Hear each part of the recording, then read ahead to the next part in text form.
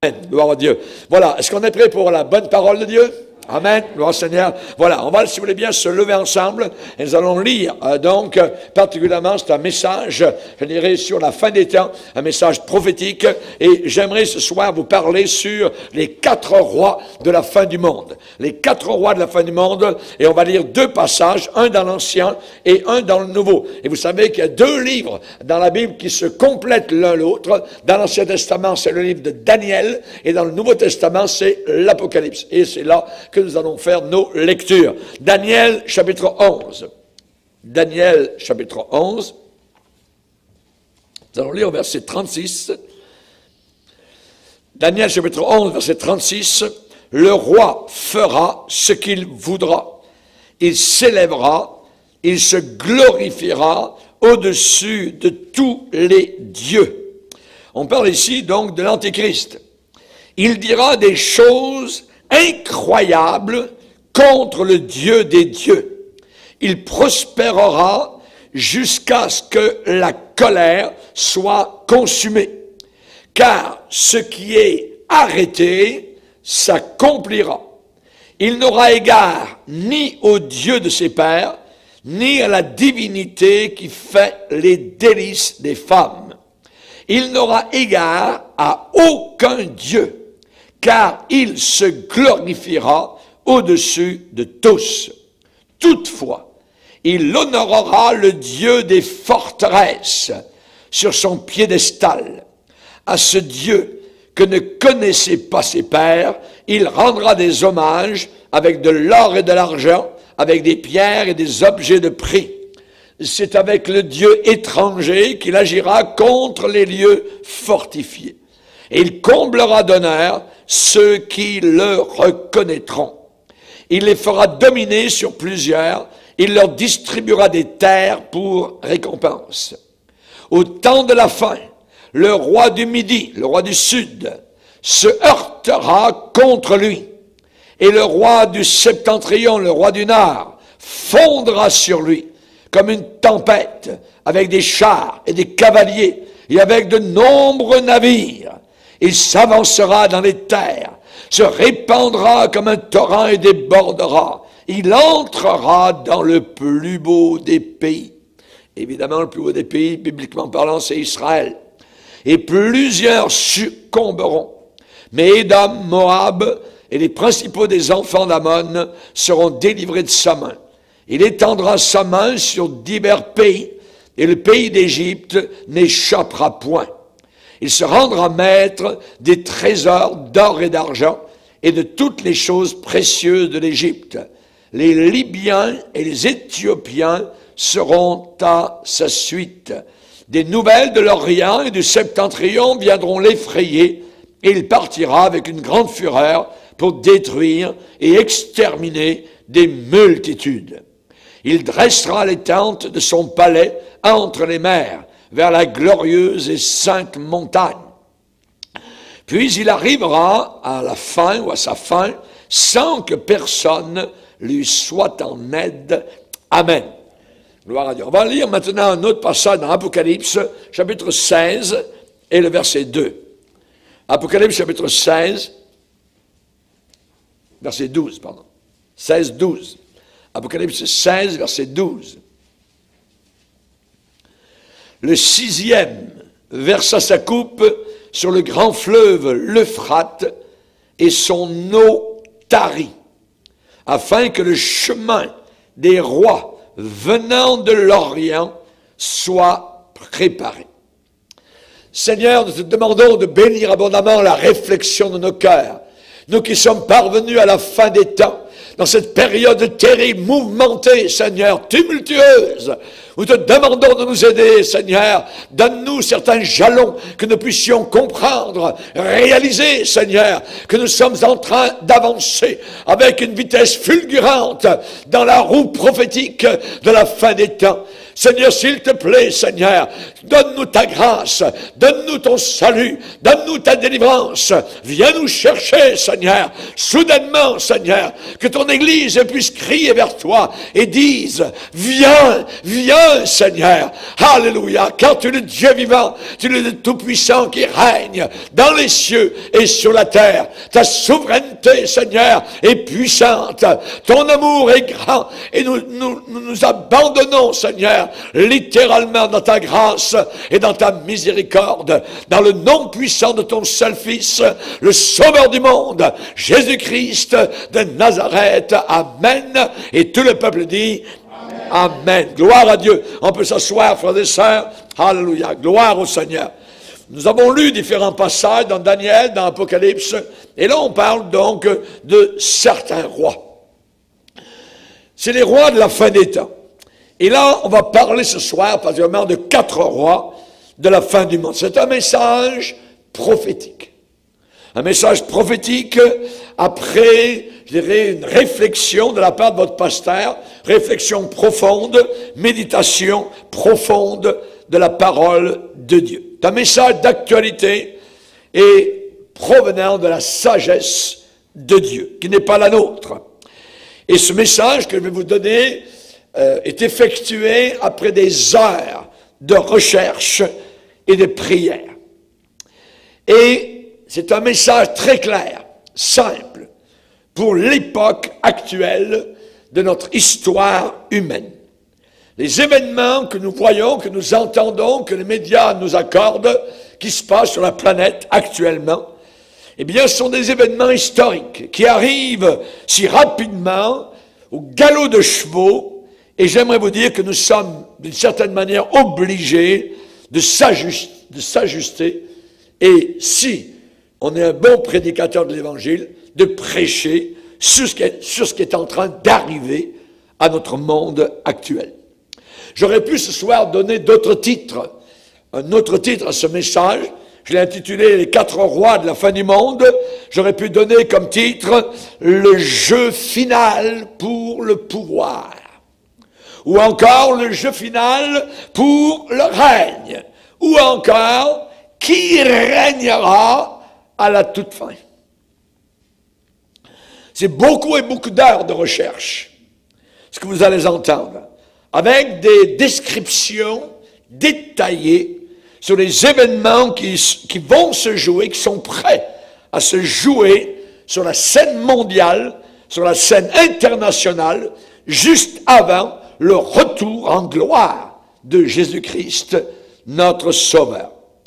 Par exemple, Ézéchiel, chapitre 38, finit par cette parole: « Je me ferai connaître aux yeux de la multitude des nations, et elles sauront que je suis l'Éternel. » Notre Dieu va se révéler.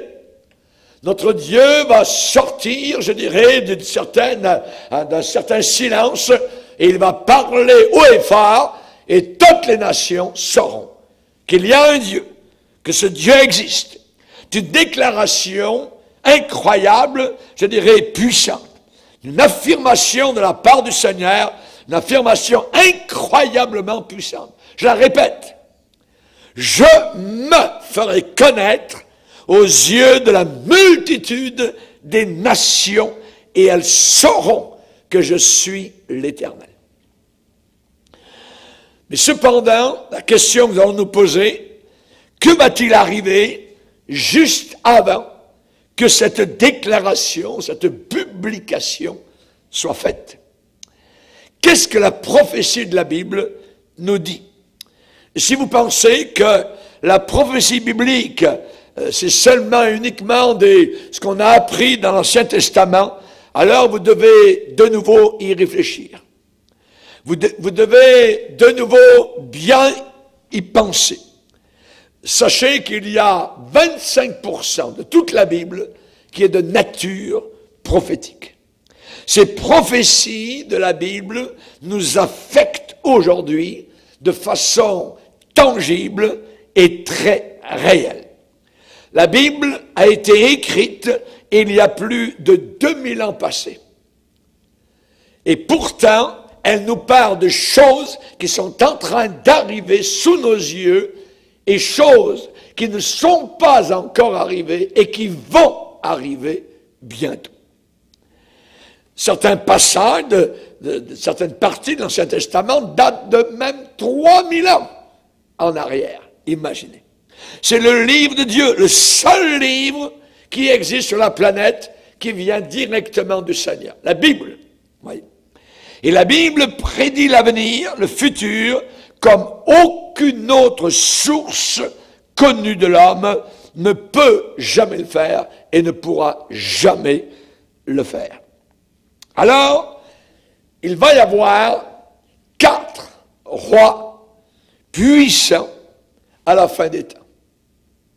Il va y avoir 4 rois rivaux, concurrents, jaloux, opposés les uns les autres, en compétition les uns avec les autres. Pourquoi? Pour la suprématie du monde entier. Il est important que chacun de nous ait une compréhension de la prophétie biblique parce qu'elle nous révèle clairement qu'immédiatement, je dirais dans les temps juste avant l'enlèvement de l'Église, la disparition de millions de personnes qui vont disparaître sans passer par la mort, juste avant cet événement, je dirais, titanesque, il y aura sur la terre 4 rois puissants, 4 rois rivaux qui vont entrer en compétition, en conflit sur la scène de l'histoire mondiale. Ces 4 rois auront 2 objectifs principaux. Le premier objectif sera de conquérir le monde entier et de régner comme dictateur mondial et global. Ces rois-là, ces 4 rois, chercheront à asseoir leur autorité sur le trône impérial comme étant roi de la terre, régnant comme roi sur la terre. Cela voudra dire l'enlèvement de vos libertés. Cela voudra dire la suppression de vos droits civils n'existeront plus. Vous allez devenir la propriété et les esclaves de l'État. Chers amis, c'est pour cela que ces 4 rois vont combattre. Premièrement, conquérir le monde entier. Mais ils ont un deuxième, ils vont avoir, et ils l'ont déjà, un deuxième objectif, c'est de conquérir Israël et de détruire le peuple juif. Israël, actuellement, est entouré, environné actuellement par des nations qui réclament la mort des Juifs à feu et à sang, à grands cris.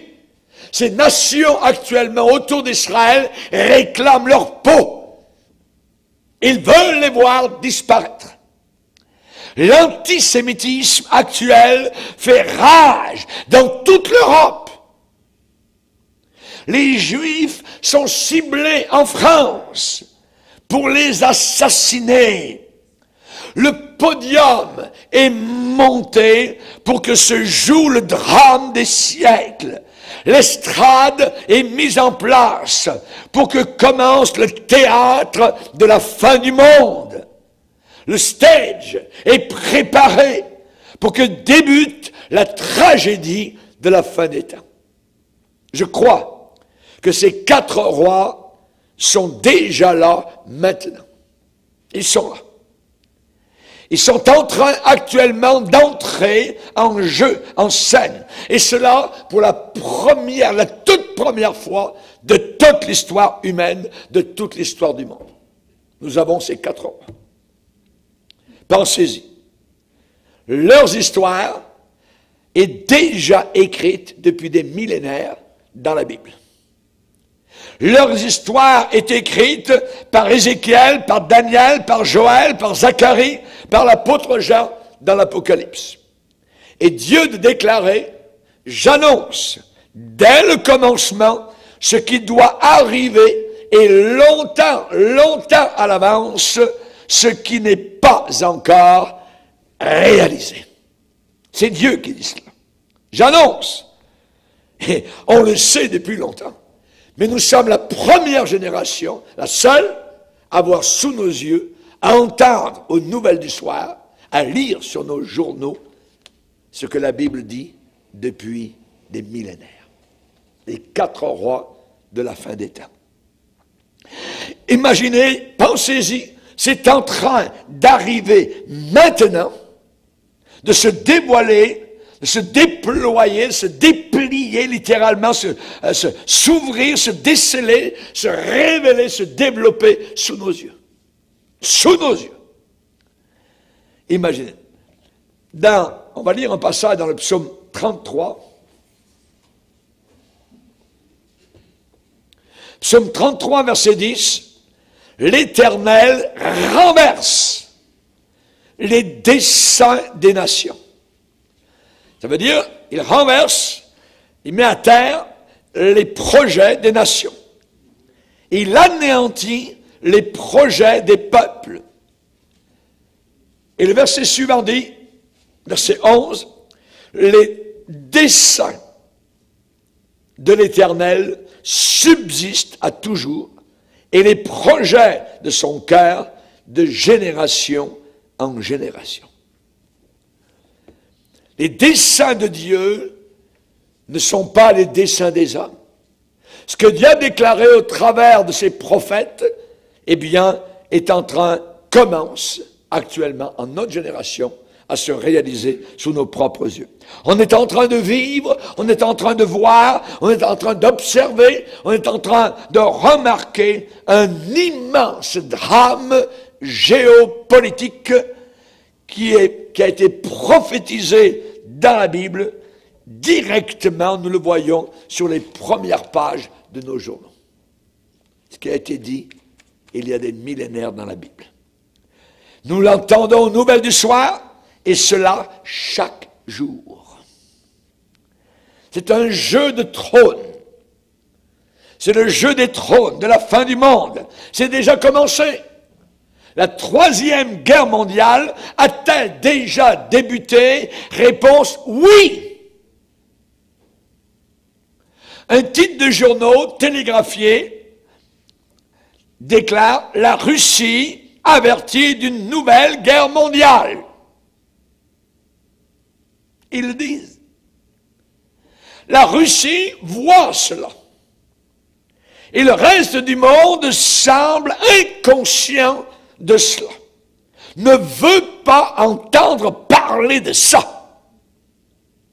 J'aimerais vous rappeler, vous qui nous écoutez sur les 5 continents du monde, que nous courons très, très, très vite vers la fin du monde tel que nous l'avons connu jusqu'à maintenant.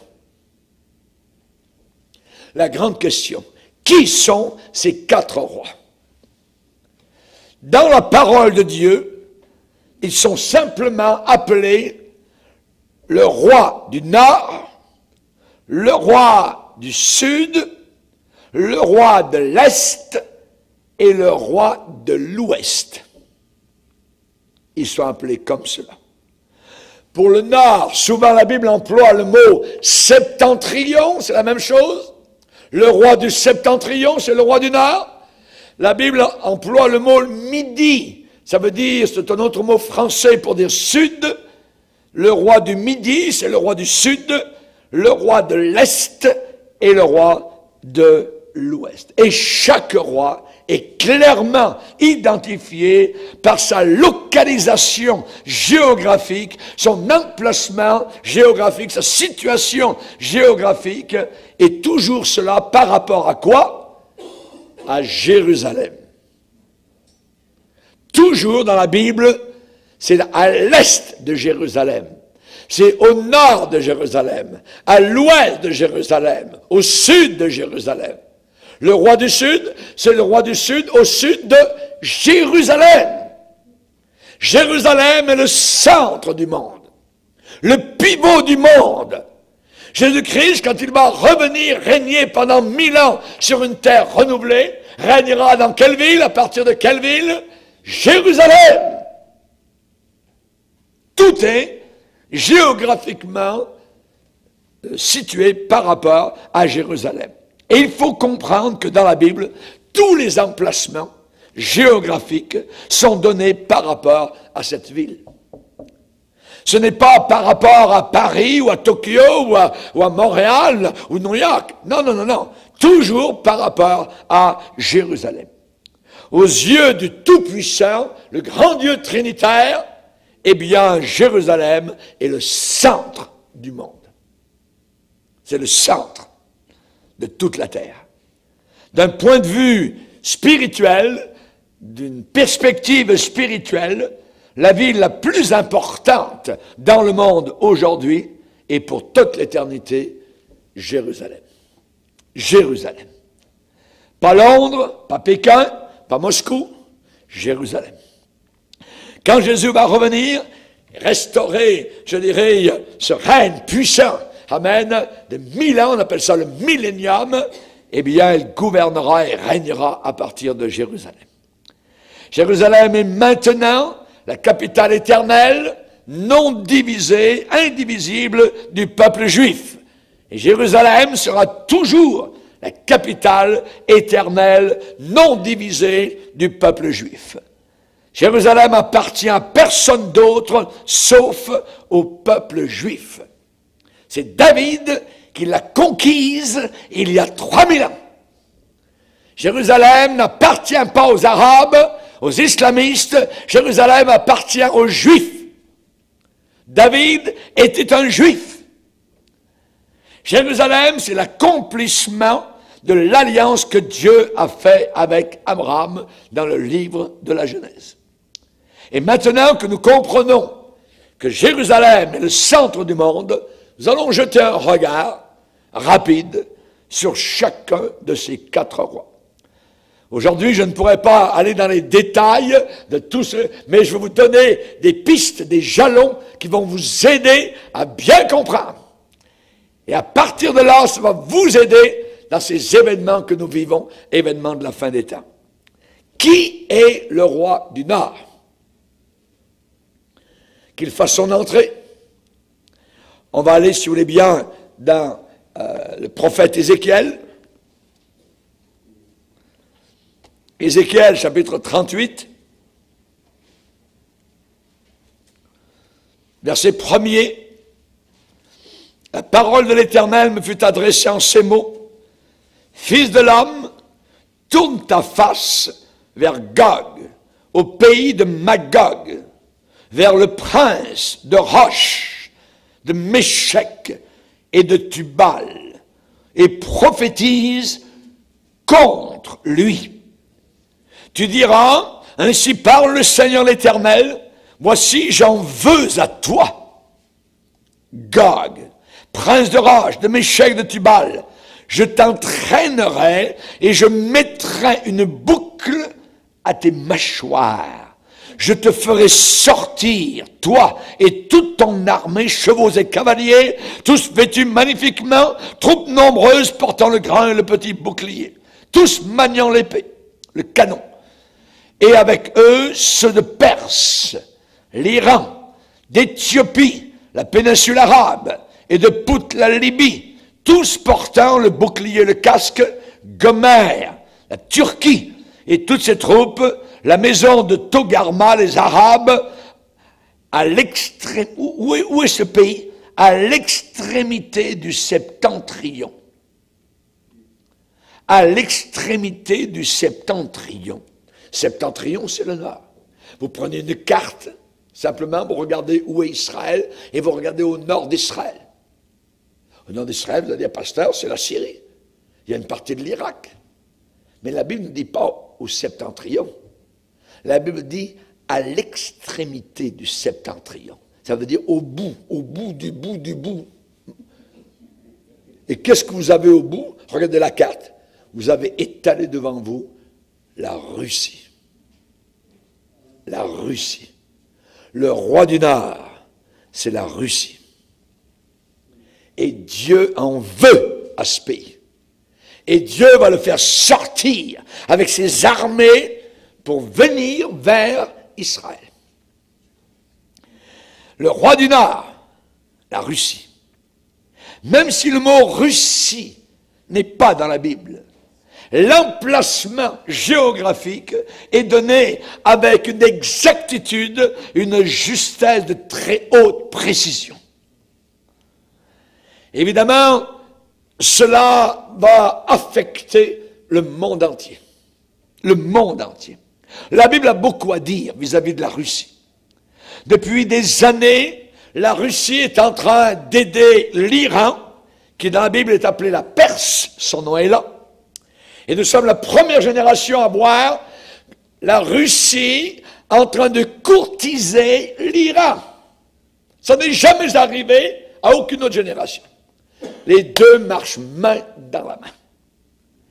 Et c'est la Russie, actuellement, qui est en train d'aider l'Iran à développer son système de missiles nucléaires.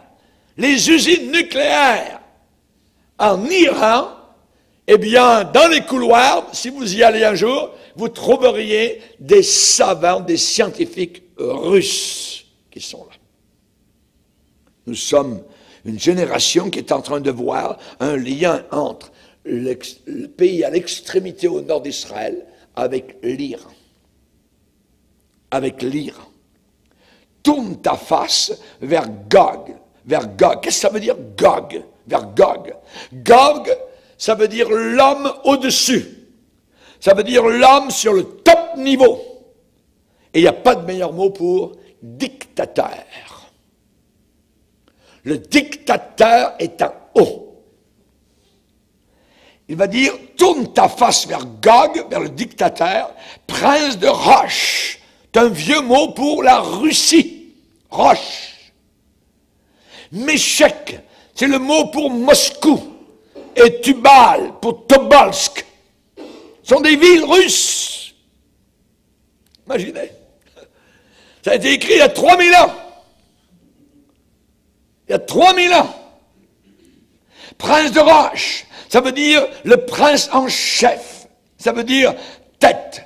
Roche en hébreu, ça veut dire la tête, la Russie. Et Ézéchiel, le prophète de Dieu, qui ne se trompe jamais, les prophéties de la Bible sont vraies à 100%. Ézéchiel a placé une très haute emphase sur le fait que le grand ennemi d'Israël viendrait de quel endroit? De l'extrémité du nord. L'extrémité du nord. Tu partiras, au verset 5, le Seigneur va dire, verset 15, Ézéchiel 38, verset 15, tu partiras de ton pays des extrémités du septentrion. Encore là. Des extrémités du septentrion. Chapitre 39, verset 2, je te ferai monter, venir des extrémités encore du septentrion. Vérifiez sur n'importe quelle carte. Le pays à l'extrémité nord d'Israël, c'est la Russie. En 1968, un grand général israélien, le général Moshe Dayan, a déclaré la prochaine grande guerre pour Israël ne sera pas contre les Arabes, mais contre les Russes. Imaginez, déjà en 1968, le roi du Nord. Au travers de l'histoire d'Israël, Dieu a dit qu'il était contre certaines nations qui opprimaient, qui persécutaient le peuple juif. Pendant un certain temps, il y a eu comme une descente de la Russie. Mais maintenant, depuis environ 10 ans, la Russie est en train de monter et il semble qu'on en parle tous les jours de la Russie. Les prophéties de la Bible sont en train de se mettre en place. Les pions sont en train de se placer sur l'échiquier mondial. Au travers de l'histoire d'Israël, Dieu a dit qu'il était contre. Dieu a dit, je suis contre, j'en veux à toi.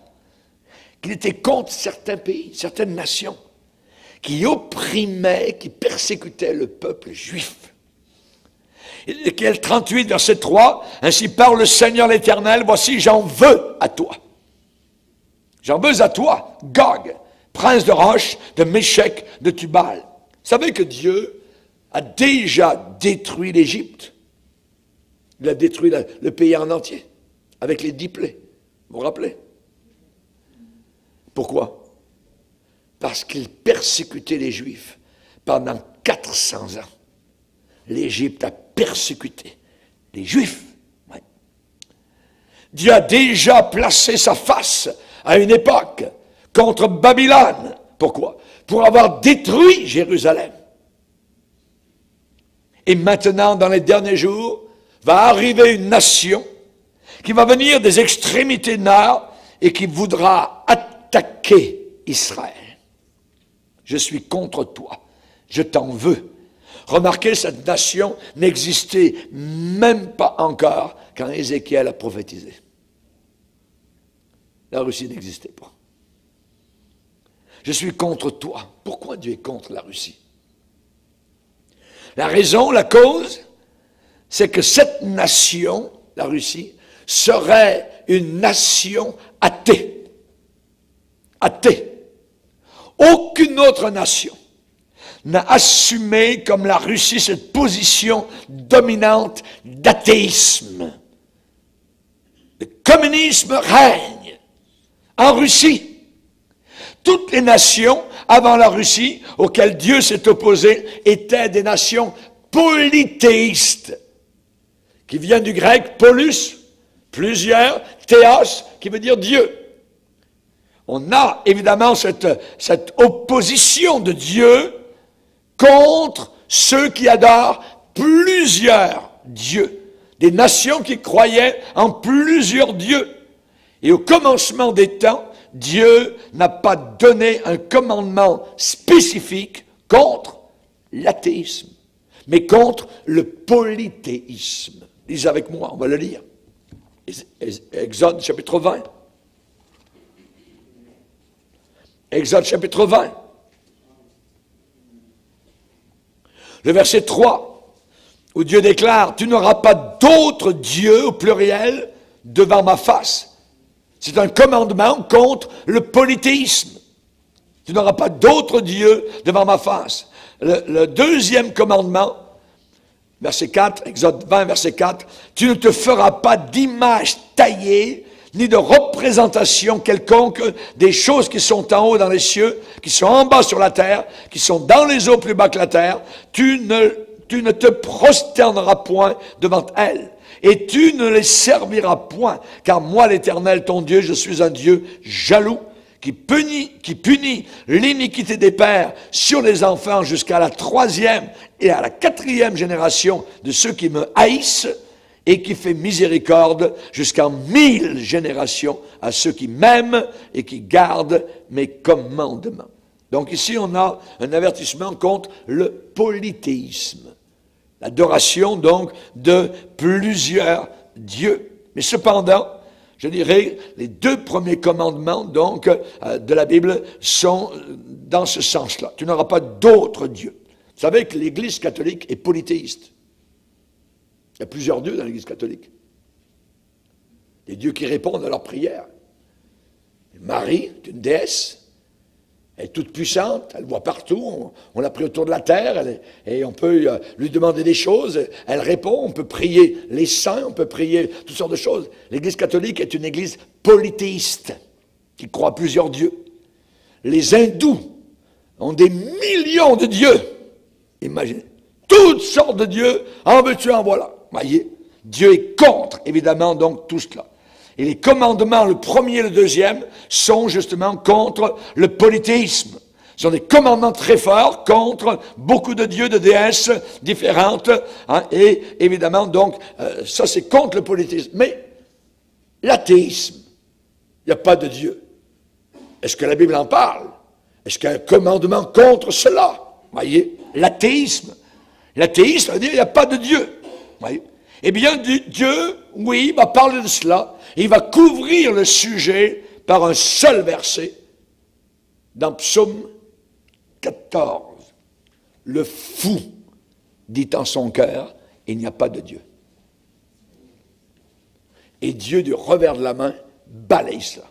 Psaume 14, verset 1er. L'insensé, le fou, la folle, dit en son cœur, il n'y a pas de Dieu.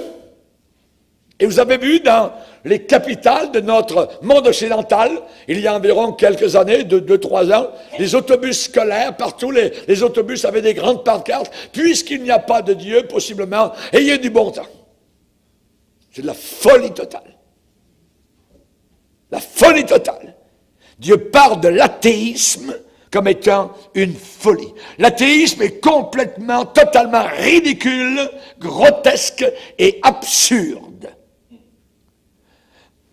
Et voilà qu'une nation va se présenter, va apparaître à la fin des temps, située à l'extrémité nord d'Israël, qui sera athée.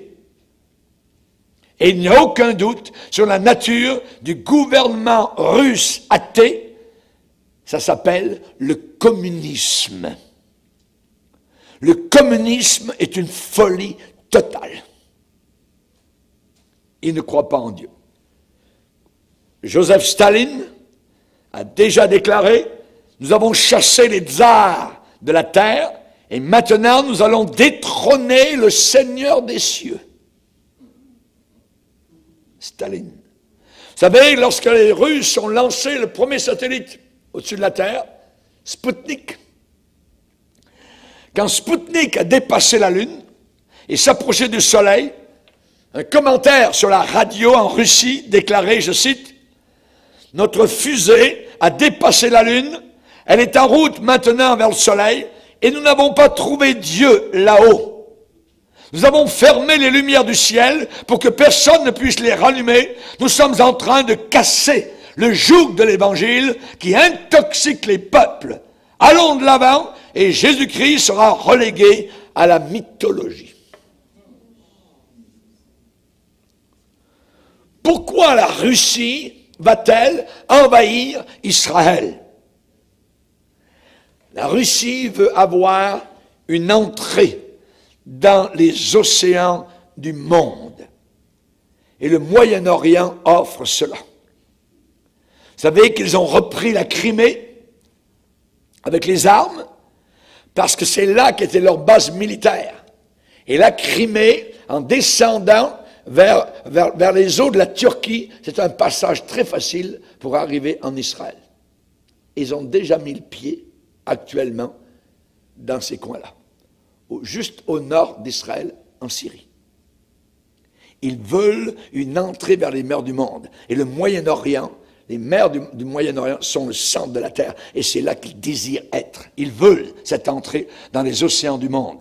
La Russie aussi a permis aux savants russes de diriger les programmes de formation en armes nucléaires de l'Iran pour détruire Israël. Pour détruire Israël.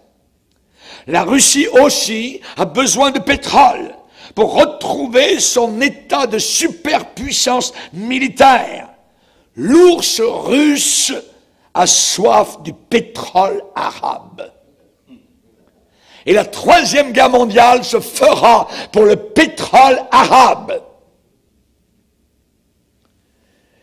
Pourquoi la Russie va, selon la Bible, attaquer Israël, descendre là-bas?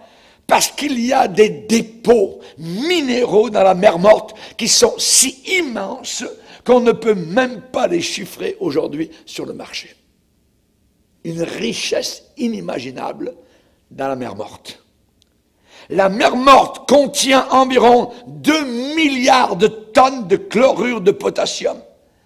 Et le potasse, la potasse, est quelque chose dont le monde va avoir de plus en plus besoin parce que le sol de la terre est en train de s'appauvrir et la potasse est un des éléments qui enrichit le sol et fait pousser beaucoup de choses donc sur le sol. Et la potasse enrichit le sol qui autour de la terre est en train de s'appauvrir. La mer Morte contient aussi 22 milliards de tonnes de chlorure de magnésium. Rendez-vous compte? 12 milliards de tonnes de chlorure de sodium. Cette richesse immense en Israël de la mer Morte va faire baver, saliver l'ours russe au nord. Il va vouloir descendre. Et Dieu dit, je vais t'accrocher un crochet dans ta bouche, tu vas venir. Dieu dira à la Russie, par Ézéchiel, Dieu va attirer la Russie en Israël. Le verset est clair, je t'entraînerai, je mettrai une boucle, un crochet à tes mâchoires, je te ferai sortir, toi et toute ton armée. Et au travers de son histoire, la Russie a été antisémite, anti-juive. Elle a persécuté les Juifs. Et dans sa forme finale, la Russie sera dirigée par un dictateur qui conduira en même temps une coalition de nations arabes au sud. La Russie dirigera les nations du sud. Le roi du sud sera soumis au roi du nord. Et ils vont venir attaquer Israël. Chers amis, c'est quelque chose que la Bible déclare. Hein? Dieu déclare très clairement qu'il jugera la Russie. Dans le pays d'Israël, la Russie n'en sortira pas vivante. Les alliés de la Russie, la Bible parle, ça fait 3000 ans, un allié de la Russie, la Perse. La première fois où nous voyons l'Iran, c'est l'ancien mot, la Perse, c'est l'Iran d'aujourd'hui, on le sait. Et on sait évidemment donc qu'il va y avoir une collision nucléaire qui va arriver dans un avenir proche au Moyen-Orient. Au Moyen-Orient. Il y aura l'Éthiopie, la Libye, sont les États qui sont dans la péninsule arabe, l'Arabie Saoudite. Et le Seigneur dit, tu vas sortir, toi, la Russie du Nord, l'extrémité du Nord, et des peuples nombreux qui sont avec toi. Ça veut dire les alliants de la Russie. Et actuellement, la Russie est alliée avec l'Égypte, avec toutes sortes de pays, l'Arabie Saoudite, ainsi de suite. Voyez. Et l'influence de l'Amérique chez les nations arabes va devenir quasiment nulle. Zéro. Mais l'influence de la Russie chez les nations arabes va monter de plus en plus. Et ces nations arabes du Sud vont s'unir contre Israël à la fin des temps. Et spécialement la Russie et l'Iran sont en train actuellement de se faire la cour tous les jours. Nous avons les rapports des médias, juste un journal cette semaine, Téhéran renforce son programme balistique. On parle ici donc de force nucléaire. La Russie a maintenant en main un missile nucléaire capable de détruire un pays de la taille de la France. Vous savez comment ils l'ont appelé? Satan 2. Satan 2. Je dis simplement une nouvelle. Le nouveau missile russe aura une capacité de 10 000 kilomètres, le mettant en capacité de frapper des villes européennes ou des villes de la côte ouest américaine. La technologie furtive avec 12 têtes nucléaires. Rendez-vous compte, une ogive avec 12 têtes nucléaires. Chargé au maximum de 12 têtes nucléaires, ce super missile a la capacité de détruire en quelques secondes un territoire de la taille du Texas ou de la France. Et si cette carte de visite s'affiche comme un arrêt de mort, chacun imagine bien qu'il soit possible de détruire l'engin avant qu'il ne frappe. Et c'est là où Satan 2 porte bien son nom, car sa technologie furtive lui permet de tromper les systèmes radars ennemis. On ne peut pas l'intercepter. Chers amis, ce que la Bible déclare à la fin des temps, c'est quelque chose d'inimaginable. Il est dit, la Russie s'apprête à tester un missile nucléaire si puissant qu'il pourra à lui seul raser un pays de la taille de la France en quelques secondes. Ce missile nucléaire sera le plus puissant jamais conçu et aucune technologie de défense antimissile n'est en mesure de l'arrêter. Outre sa puissance, il est équipé d'une technologie furtive pour tromper les systèmes radars ennemis. Son nom officiel est RS-28 Sarmat, fabriqué pour remplacer les missiles qui vieillissent en Russie et qui étaient surnommés Satan par les experts de l'OTAN. C'est donc tout naturellement que son successeur a récupéré le surnom de Satan II. 12 têtes nucléaires. Le missile aura une capacité d'action de 10 000 km, mettant des villes européennes comme Londres ou Paris, mais aussi des villes de la côte ouest américaine dans sa ligne de mire. Par ailleurs, le missile pourrait contenir jusqu'à 12 têtes nucléaires, lui donnant la capacité de détruire en quelques secondes un territoire de la taille du Texas ou de la France, selon les informations de la télévision russe. Nous sommes actuellement dans un temps inimaginable, mais cette Bible, le vieux livre de Dieu, est pourtant le livre récent. C'est le livre qui ne passe pas. La parole de Dieu. Mes paroles ne passeront pas. Alléluia. Chers amis, c'est merveilleux. D'une certaine manière, nous, comme chrétiens, nous disons, Jésus va revenir. Il va revenir. Alléluia. Gloire au Seigneur.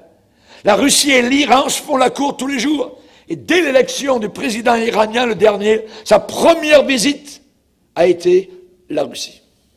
Tout de suite, il est allé visiter les Russes. Et les Iraniens ont déclaré « Ceci permet de l'espoir dans nos relations bilatérales ». Le nom perse est avec la Russie, dans Ézéchiel chapitre 38. Depuis 3000 ans, c'est écrit. Nous sommes la seule génération à voir ces choses-là arriver. Maintenant, on va aller un peu rapidement. Quel est le roi du Sud? On a vu le roi du Nord. Le roi du Sud représente la Ligue arabe. La Ligue arabe, dont l'Égypte est, je dirais, le promoteur ou le chef, voyez. Ça représente toutes les nations arabes et islamistes qui haïssent Israël. Ézéchiel 38, verset 5, on nous parle de la Perse, c'est l'Iran, on nous parle de l'Éthiopie, de la Libye, tout ça. Et Ézéchiel parle ici donc de tous les États islamistes arabes. Et d'un point de vue biblique, eh bien, ce que nous voyons arriver, une immigration illégale, c'est une invasion. Invasion littéralement voulue, permise par les gouvernements. Cela fait partie de la stratégie, évidemment, de ce roi du Sud, d'envahir, donc, l'Occident. Ils le veulent, c'est voulu, voyez. C'est un cheval de Troie qui est en train d'entrer dans la ville. Et de l'intérieur du cheval, évidemment, ces gens-là vont détruire de l'intérieur les pays qu'ils envahissent. Puissance, influence, ruse de ce roi du Sud. Et actuellement, ce que nous voyons, les vagues massives actuelles d'immigration qui arrivent tout autour du monde, c'est pour amener le monde entier sur ses genoux. Le roi du Sud, les Arabes. Qui est le roi de l'Est? Le roi de l'Est, c'est pas compliqué, c'est la Chine. Napoléon avait dit à son époque, quand vous verrez la Chine se lever, ça sera une époque de trouble. Et à l'époque, la Chine faisait partie du tiers-monde. Et nous sommes, en notre génération, en train de voir la Chine en train de monter. En train de monter. Nous savons tous que la Chine a une immense puissance militaire. Depuis 2000 ans, la Bible parle du roi de l'Est. Et ce roi de l'Est va venir, va assécher l'Euphrate, va venir donc de l'Orient, direction Israël. Combien de personnes dans cette armée? 200 millions. Et la Chine se vante actuellement d'avoir 200 millions de soldats. C'est le seul pays au monde qui a une telle quantité de militaires. Et la Bible en parle. 200 millions. Lisez avec moi. Apocalypse 16, verset 12.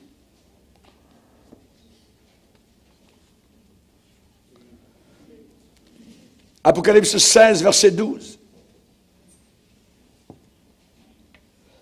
Le 6e versa sa coupe sur le grand fleuve l'Euphrate, et son eau tarit, afin que le chemin des rois venant de l'Orient soit préparé. Lisez maintenant avec moi Apocalypse 9, verset 13. Le 6e ange sonna la trompette, et j'entendis une voix venant des 4 cornes de l'autel d'or qui est devant Dieu, et disant au 6e ange qui avait la trompette, délie les 4 anges qui sont liés sur le grand fleuve d'Euphrate. Et les 4 anges qui étaient prêts pour l'heure, le jour, le mois et l'année furent déliés afin qu'ils tuent le tiers des hommes. Le nombre des cavaliers de l'armée était de 2 myriades de myriades. Ça veut dire aujourd'hui 200 millions. Vous avez le chiffre là, de l'armée chinoise. Et ainsi je vis les chevaux dans la vision, et ceux qui les montaient, ayant des cuirasses couleur de feu, d'hyacinthe et de soufre. Les têtes des chevaux étaient comme des têtes de lions, et de leur bouche, il sortait du feu, de la fumée et du soufre. Imaginez, le tiers des hommes fut tué par ces 3 fléaux. Ça veut dire aujourd'hui minimum 2 milliards de personnes qui vont mourir. Ou bien la Bible est fausse, ou bien elle est vraie. Le roi de l'Est, c'est la Chine. Mais actuellement, les Chinois sont en train d'acheter des grands biens fonciers en Europe, aux États-Unis, au Canada. Ils achètent des milliers d'hectares. Ils vont faire la récolte et emmener la récolte, pouf, là-bas en Chine. À un certain moment, ils vont livrer bataille à Israël dans un grand combat avec le roi de l'Ouest, contre le roi de l'Ouest, dans la bataille d'Armageddon, avec une armée de 200 millions d'hommes. 200 millions d'hommes. Et Jean, l'apôtre, voit, Dieu lui montre, puisque Dieu connaît le futur, Jean voit une armée incroyable en train d'avancer. Ce sont des soldats, des tanks, toutes sortes de choses. Il les décrit comme il peut, Jean. Il n'a jamais vu de tank, il n'a jamais vu de fusée, quoi que ce soit. Il décrit ses cavaliers, couleur de souffle, feu dans la bouche, ainsi de suite. Voyez, ils se dirigent où? Ils viennent de là-bas, de l'Est, et se dirigent vers l'Ouest, vers Israël. Vers Israël. Et ils vont traverser l'Euphrate qui aura été asséché. Pourquoi la Chine va aller dans cette direction? Eh bien, c'est qu'elle aussi, elle a soif de pétrole, le pétrole arabe. Quand j'étais marin, que je travaillais sur un pétrolier, et quand j'étais parfois qu'on était en train de remplir ces immenses pétroliers de pétrole, au Koweït particulièrement, au Golfe Persique, eh bien, j'étais étonné de voir le nombre de bateaux chinois, de bateaux qui venaient de l'Est. Ils venaient de là-bas, de l'Est. Alors que nous venions de l'Ouest. Oui. Eh bien, eux, ils avaient besoin aussi de pétrole arabe. Et ça va être la même chose à cette époque-là. Et à ce point-là, il va rester 2 rois. 2 rois qui resteront pour la suprématie de la terre, selon la prophétie de la Bible, le roi de l'Ouest, l'Antichrist, qui va sortir de l'Europe, et le roi de l'Est, la Chine. Et ces 2 rois, à la fin des temps, puisque la Russie aura été anéantie avec la Ligue arabe, ces 2 rois et leurs armées se rencontreront en bataille pour obtenir la suprématie mondiale sur le champ de bataille d'Israël, appelé Armageddon, qui veut dire le lieu du sang. C'est inimaginable. Et actuellement, cela est très possible d'arriver. Très possible d'arriver. Chers amis, j'aimerais vous parler du roi de l'Ouest. Là, ça serait le sujet d'une autre, je dirais, conférence ou étude. Alors, qui est ce roi de l'Ouest? Eh bien, c'est simple, c'est l'Europe et l'Amérique. L'Amérique vient de l'Europe, et nous faisons partie, bibliquement parlant, du même ensemble. Et dirigé par qui? Par l'Antichrist, le roi de l'Ouest. Son introduction, son entrée sur la sellette mondiale, eh bien, se fera, je dirais, par séduction. Il se fera dans un temps de paix, et il amènera, évidemment, donc, une dévastation totale du monde entier. Il sera détruit là-bas, à Armageddon, lorsque Jésus-Christ va apparaître du haut des cieux avec nous, qui allons revenir, parce qu'on aura été enlevés 7 ans auparavant. Chers amis, ici, ce sont des vérités des Écritures. C'est pas moi je pense ou tout ça, voyez. C'est les Écritures. Il faut être conscient de ce qui s'en vient et des stratégies. Savoir à quoi s'attendre. Amen. Évidemment, on doit prier pour ceux qui sont sans Jésus. Qu'ils puissent venir à la connaissance du salut. Le temps est en train de s'écouler rapidement dans le sablier prophétique et biblique. Dieu dit en ce temps-là, je hâterai ces choses. Les choses vont vite maintenant. Très vite, pas seulement d'une année à une autre, mais de 6 mois en 6 mois, que dis-je, de mois en mois, des événements inimaginables sont en train de se préparer. Le salut de nos bien-aimés n'a jamais été aussi précieux que maintenant. Nous ne devons pas vivre dans la peur, non. Le Seigneur a dit, ne craignez pas ce que le monde craint. Nous sommes un peuple différent. Nous, on va disparaître. On s'en va au ciel. Alléluia, gloire au Seigneur. La raison pour laquelle, quand vous couchez le soir, vous ne savez même pas, vous êtes mieux de faire votre prière le soir parce que c'est peut que ça se passe durant la nuit. Et le matin, vous ne vous réveillerez pas sur la terre, mais au ciel. Amen. Alléluia, gloire au Seigneur. Ne pas vivre dans la peur, mais on a besoin de rester informé.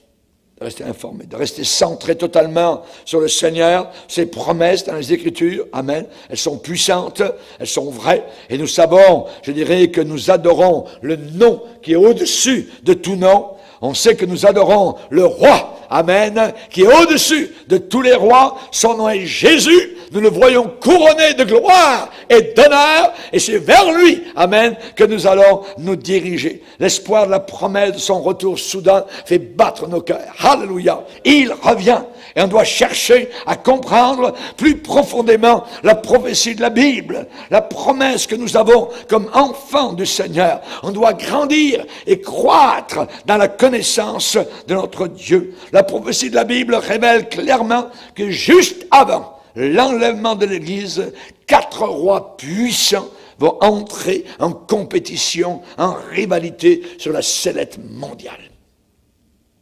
Nous voyons l'Occident, amen, vis-à-vis de la Russie. Jamais c'était arrivé auparavant de cette manière-là. Ensuite, la Chine est en train de monter et les Arabes. C'est les 4, je dirais, points cardinaux prophétiques qu'il faut bien regarder. Alléluia.